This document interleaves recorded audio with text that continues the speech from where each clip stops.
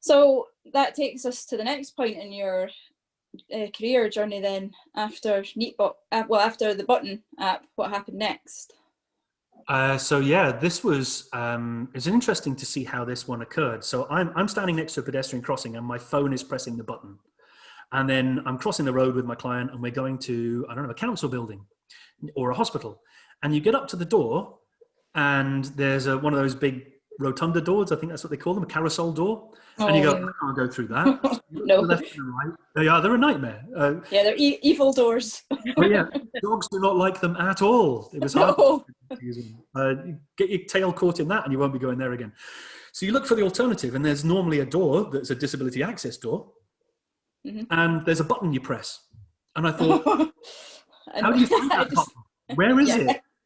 How do you press it? If you press it, does the door open towards you or away from you, or what's going to happen? How much time do I have to go through? If you're in a wheelchair, can I reach the button? Do I have to get somebody else to press the button for me? That did not feel like equality of access or equity of access as far as I was concerned. I just thought, well, if I can press the button at a pedestrian crossing, I could press the button at a door. And incidentally, that's what we're now doing.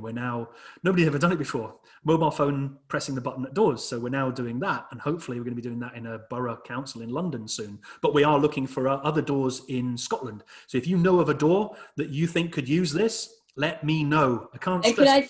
Can I just tell you this exactly right now? This is the exact situation at the Chris Hoy Velodrome in Glasgow. You arrive at the door that faces you is this, revolving door. Mm-hmm. And next to it is the disabled access door with that button that you're talking about. And mm-hmm. so many times I've stood there trying to find that button, feeling completely stupid, flapping my hand around, trying to touch it, and eventually get it in. So there you go. That's should we try that one first?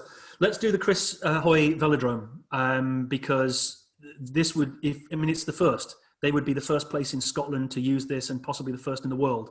So if anybody knows well, you know people at the Chris Hoy Velodrome, let's do that. And I live in south side of Glasgow, so I don't think that's too far away, is it? No, well, it's in the East End next to Celtic Park. Yeah, exactly. Well, that's not a million miles away from me. So yeah, that's an exact example of where it could be used. However, we didn't do that at the time because I had this epiphany, this thing in my head, it appeared and I was like, oh my God, if I can press the button at the door and my phone has pressed the button, then at that moment, the door knows I've arrived because my phone has an IP address and the door would know who I was if the door had that kind of intellect. And I thought, well, if the door knows who I am, then the building knows who I am. If the building knows who I am, then the people inside the building could know who I am. If the people inside the building could know who I am, I could be informing them of my arrival just by walking through the door. And if they know I've arrived, or if I could inform them of my arrival, I could also inform them how best to interact with me.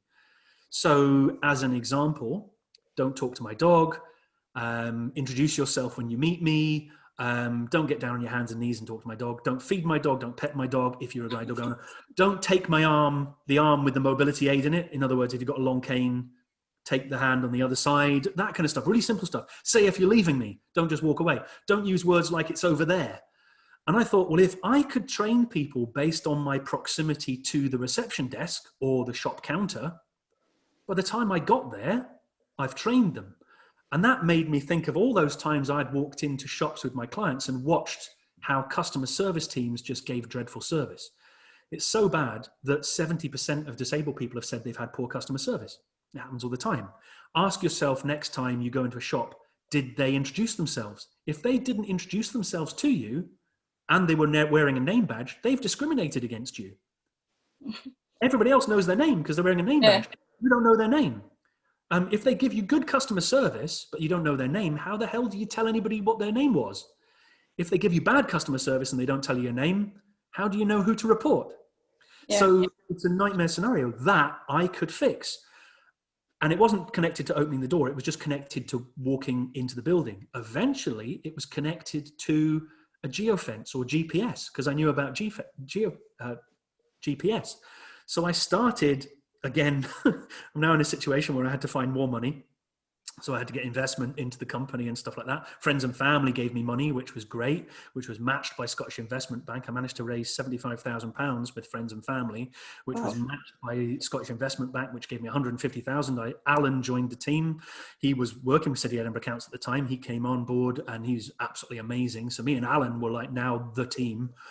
Welcome came along, which is the name of the customer services app, which is basically an app you download that lets people know in advance that you're going to be arriving. You don't have to say a time, you just press a button to say when you're arriving, when you want to arrive. And them knowing in advance that you're going to turn up, the app itself lets them know who you are, what you look like, what you want to do when you arrive. So let's say you're going to a coffee shop and you want a Danish pastry and a flat white coffee and a seat by the window. By the time you arrive, they are already preparing your order and they've already set aside a seat by the window. So you don't even have to queue in this new world of welcome. So I came up with that, and in 2017 we had a beta version, which was the initial version, and then 2018 we launched it. It's called Welcome. And amazingly, considering my O grades and 28 years dog training, I was the first person in the world to ever do this. Yeah. Nobody has ever invented a system whereby which you can do proximity-aware staff training. Everybody has only ever used traditional staff training, which is you train somebody and then hope with your fingers crossed that 2 years later, when they meet somebody with a guide dog, they remember it, or a long cane, or a wheelchair. And let's just pause for a second. 20% of people who are disabled have visible disabilities. 80% of people who are disabled have hidden disabilities. And the only way they get customer service relevant to their need is if they self-declare. Hello there, my name's Gavin. I'd like a Danish pastry and a flat white coffee. And by the way, I have schizophrenia, so please don't write my name on your cup because I don't want my name called out in a couple of minutes' time. Who's ever going to do that? Okay, yeah. No one. One's going to do that. Brain injury, epilepsy, dyslexia,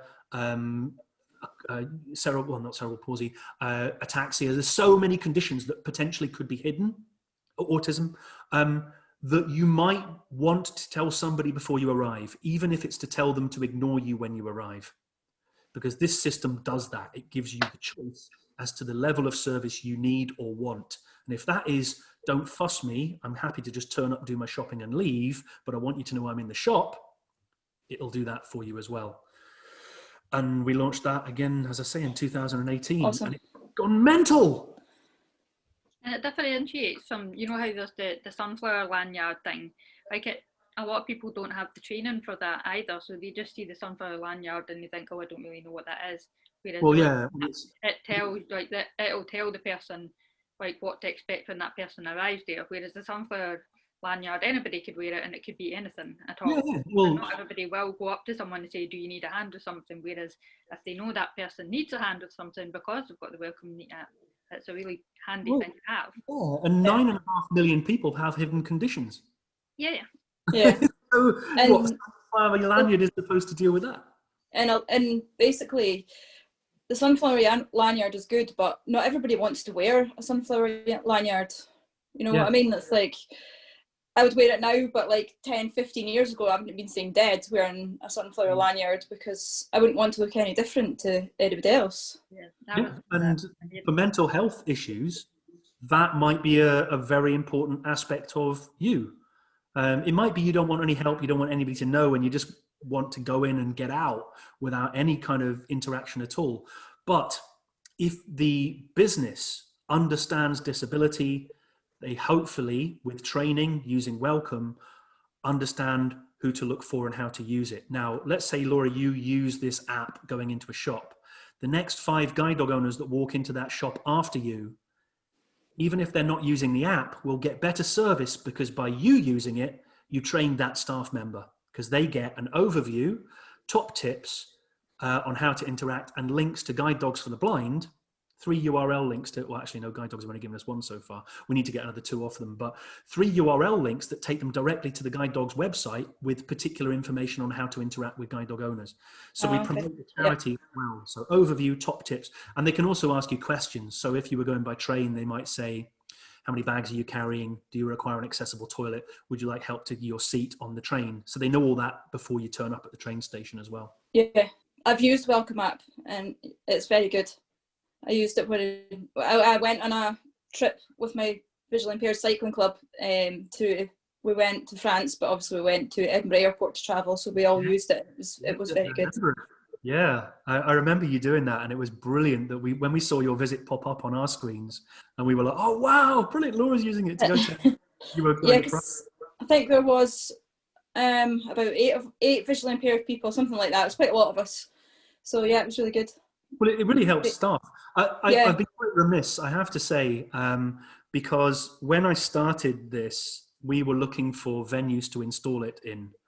And we didn't have any at the start, and nobody was interested at the start. And then I kind of got a bit lucky because I met Jackie, and one of the first places in the world to install it was Forth Valley Sensory Centre. And it's still installed at Forth Valley Sensory Centre. So yeah, you became one of the first three. Edinburgh Printmakers and Doubletree Hilton were the other two. And you became the first in the world to use Welcome. And that was back in 2017. So, and then Falter Wheel. And we could not have found a better partner. It was brilliant. Yeah, great. And people still use it because, before coronavirus, I did some volunteer work at reception. So sometimes I'd answer the phone and it would be letting me know someone was arriving. Well, Jeanette loves it. Absolutely. And I'm sure we've had Kim here as well. I'm sure I know that. Yeah. And I think John's turned up as well at some point. The biggest challenge we've got, and it is always the same with technology, is, oh, that sounds complicated, I'm not going to try. Now, if we think about, I know it's tough, I do know it's tough, but think about the lives that you see other people live. The fact that something's difficult doesn't mean you shouldn't try. And it might be when you try, you don't find out that it's actually as difficult as you thought it was, and you learn a new skill. It might be difficult, but still put the effort in and overcome it, and it can improve your own lives. And I think this is what I wanted to do. I wanted to empower people to improve their own lives. And I used this analogy, which was being a guide dog mobility instructor for me wasn't about being Lewis Hamilton. I didn't want center stage. I wanted to be Lewis Hamilton's pit crew.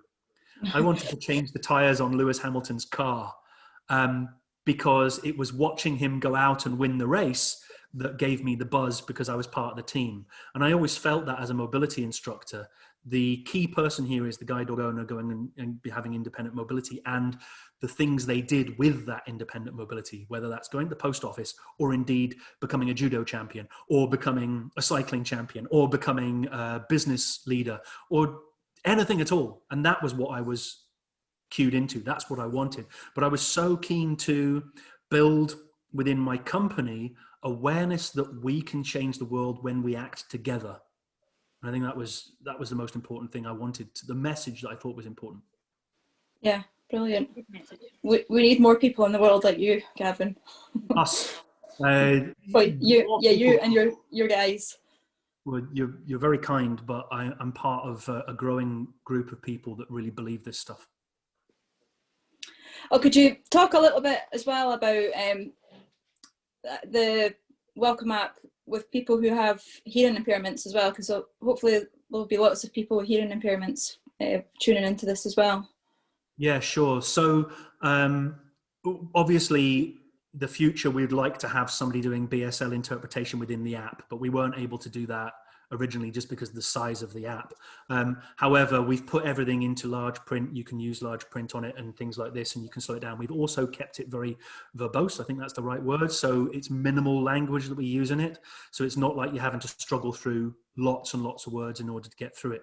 Also, once it's set up, you don't need to have the phone in your hand as you're using it.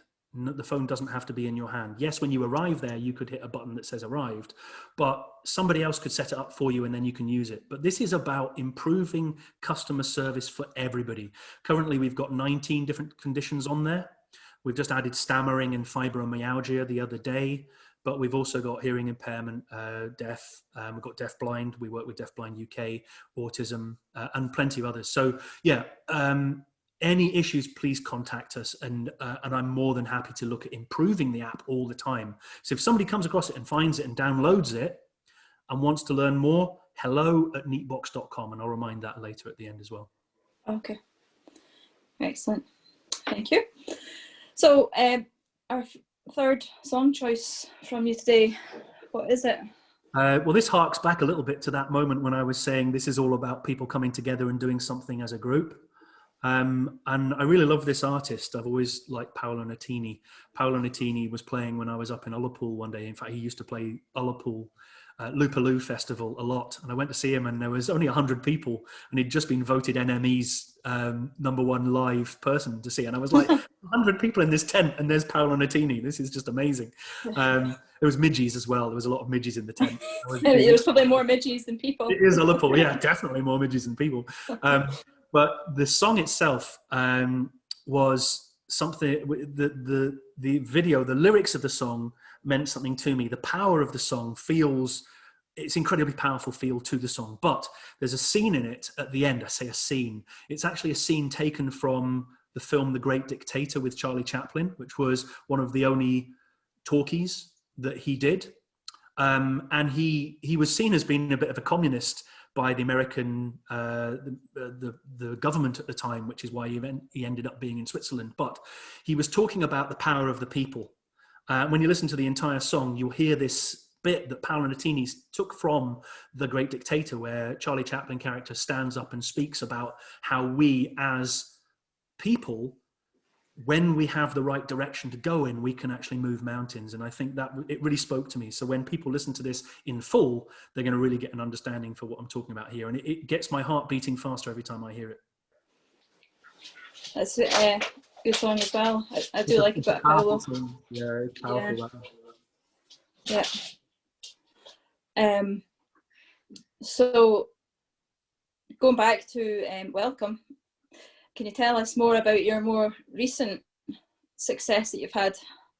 Well, every day or every week we get more successes because we're selling this into the environment. So the whole of the UK and Ireland, anybody can download it and request venues and stuff like that. And the more people that request venues, the better it is because, there was a chap, Deaf Chef Sam, @Deaf Chef Sam is his name on Twitter.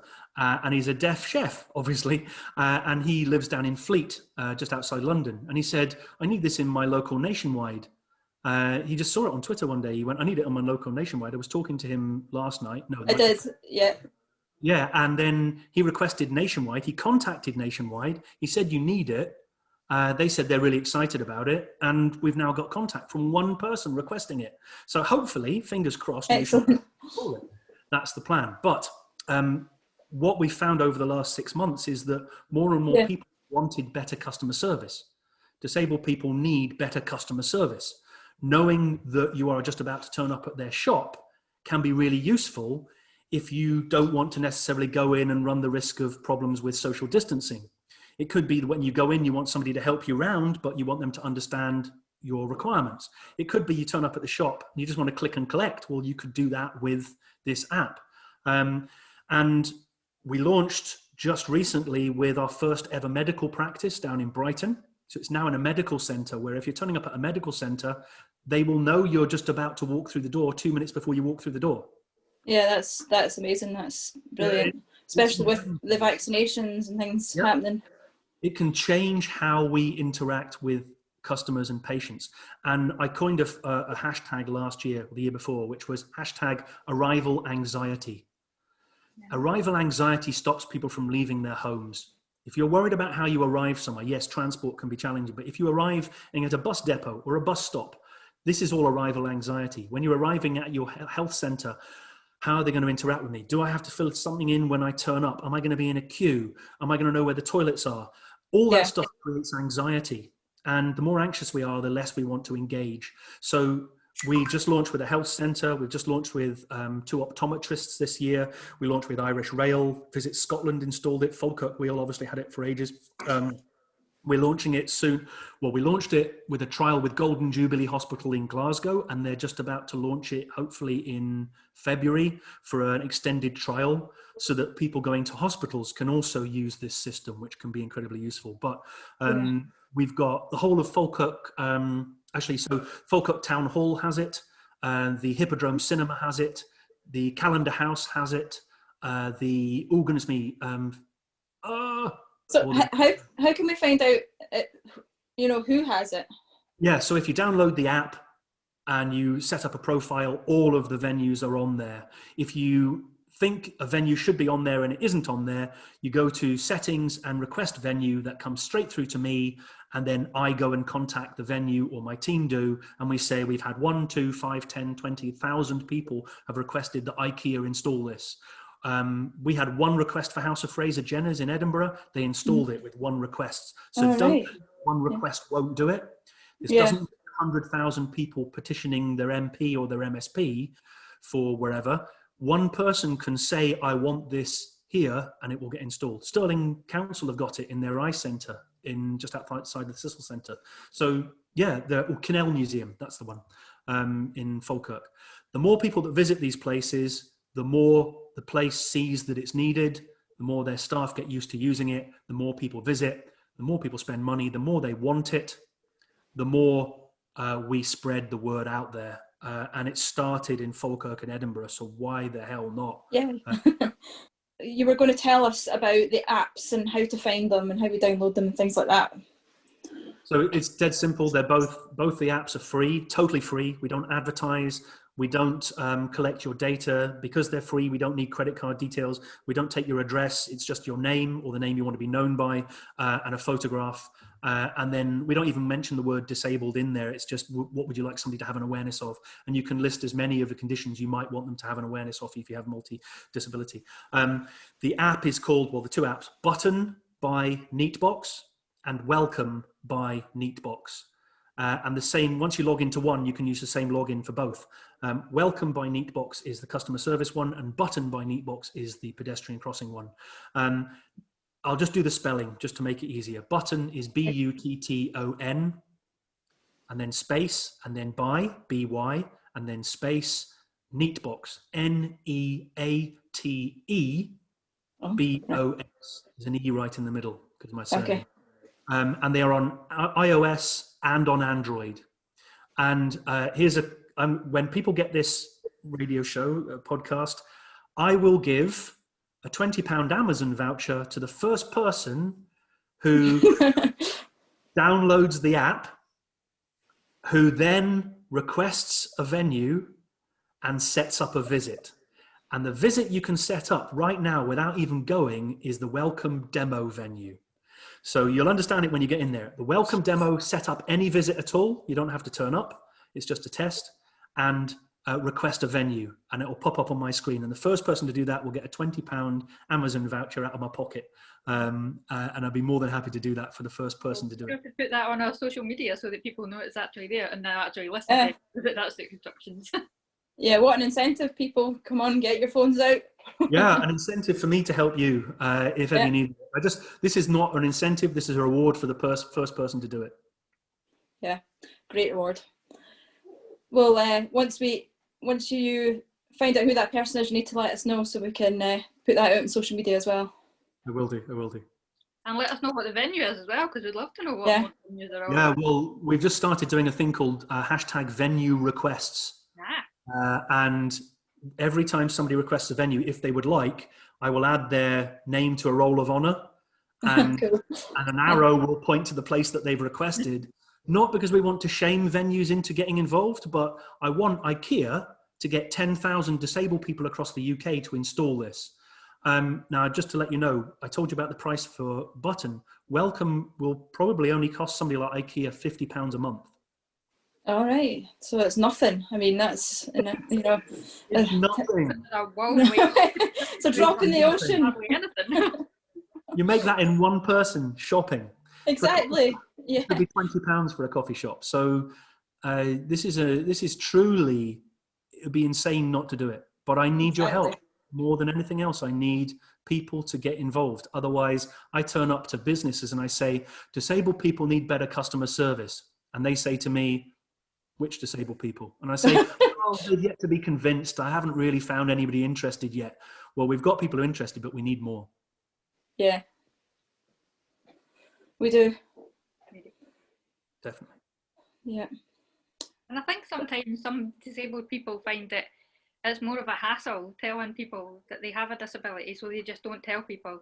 And you know, welcome's another thing that helps with that, because you don't really need to explicitly tell people, but you know, No, you don't need to. here for you type thing. Yeah, You've already because said that's how disabled people have lived their lives, basically. Yeah. A lot of us trying to hide it, or trying to just bumble on through and pretend that, you know, we could do everything the same as everyone else, where sometimes we can't, and we do need a bit of help. Yeah, and Laura, with the greatest respect, those are the people that are right at the very pinnacle of doing stuff. The go-getters, the people who are prepared to put up with discrimination, are the people who just steam through life, steamrollers, and it hurts and it is tough. I understand that, but there are countless numbers of people behind those people who can't pluck up the courage to leave home because they're worried when they arrive they'll be discriminated against if they arrive. Yeah. And those are the people I need to help. Loneliness is an epidemic proportions right now. It was before the pandemic, and it will be over the next few years. People too afraid to leave home. I want to make it so that you're going somewhere new. You've never been there before, but you know you're going to be greeted better than you've ever been greeted anywhere else you've ever been. Yeah. Great. Oh, it's been great to chat to you today, and we learned a lot. I've loved it. I've loved it. It's been fantastic, and I love it because I'm a mobility instructor, and therefore a lot of the people I worked with and my friends are people who are living with guide dogs and on canes and the rest of it. And also Forth Valley Sensory Centre was the first. And of course, again, because, and I know Laura doesn't want to talk about her, but because I love it when somebody goes out and does something like you've done. It's brilliant. I'll let that one sink in. Yeah, I didn't catch a word of that anyway. I just totally froze up. That's probably a good thing. That was the topic, that was. I was like, yeah. Laura, you have done so well sticking with that, because that's challenging. Luckily, you didn't need to draw stuff out of me, because that would have been really difficult. Luckily, I'm used to talking about this, so you've not need to question me. So well done. Yeah. Your challenges. Great. Well, You heard of when you try something new, so at least we managed to do it on a Zoom call, even if we couldn't meet. Yeah, I know this is the first time we've had to do it like this. Well done. I think it'll be great when it's been edited together. It'll look great. Yeah, I hope so. I can't actually see what any of you used to look like, but I'm sure you look great. So. I look like I need to get outside into the sun, but there is. Oh, I think we all do. Yeah. It's been a long time since we've seen the sun. Yeah, well, the sun and the outside. I always look this pale. People go, yeah, you're not Scottish. Look at the colour of you, because I've got I've got a reasonable sort of colour, like dark colour, and people are like, oh, you can't possibly be Scottish, and I'm like, in my heart, it's like blue blood coursing through my veins. I'm a chuckter. Keep it a heart, and keep it a hashi and all that. Yeah. Good luck with the rest of the podcast series. I think it'll be really great. Thank you. Helpful. And yeah, get people out there using the stuff. And I know it's difficult right now, but when we open up again, Falkirk's got more venues than anywhere else, and they're all fun venues. The Hippodrome, I'm desperate for somebody to go to the Hippodrome. Because cinema has been under the cosh, and they are such a good cinema. They need people. Yeah, a lot of my friends at the centre use the Hippodrome. So yeah, well, they can use it with Welcome now. Yeah. So getting them to use it would be brilliant, and it would great. The Hippodrome will need to get press. So having somebody use Welcome, they're the first cinema in the world to have this system, but they've never had a chance to really promote it because they had to go straight into lockdown when they launched it. Yeah. Okay. Yeah. Great. Cool. Well, okay. Well, thank you very much. A real pleasure. I'll catch you later, Laura. Look after yourself. Stay safe. Yeah, you too. You too. Bye for now. Say hi to the team for me. Bye. Bye, everyone.